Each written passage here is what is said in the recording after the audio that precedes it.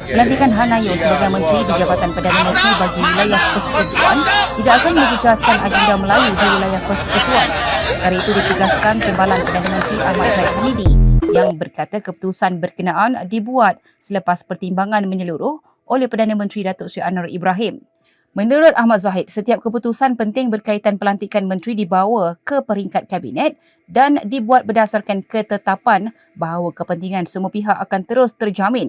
Beliau menegaskan isu pelantikan itu tidak seharusnya dilihat dari sudut perkauman, sebaliknya selari dengan pendekatan kerajaan madani yang menekankan prinsip keterangkuman dalam pelaksanaan agenda nasional termasuk di wilayah persekutuan. Ahmad Zahid berkata prestasi Hanayo ketika menerajui Kementerian Belia dan Sukan sebelum ini membuktikan beliau tidak membawa agenda perkauman sepanjang tempoh perkhidmatannya walaupun merupakan wakil DAP.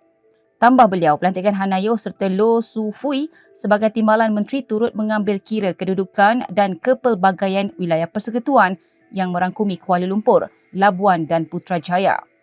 Beliau turut memberi jaminan bahawa Perdana Menteri dan Timbalan Perdana Menteri termasuk dirinya sendiri akan bersama-sama memantau pelaksanaan tugas kementerian berkenaan bagi memastikan agenda nasional sentiasa diberi keutamaan. Rombakan Kabinet yang diumumkan Selasa lalu menyaksikan Hanayo bertukar portfolio daripada Menteri Belia dan Sukan kepada Menteri di Jabatan Perdana Menteri bagi wilayah Persekutuan, manakala Loh Su Fui dilantik sebagai timbalannya.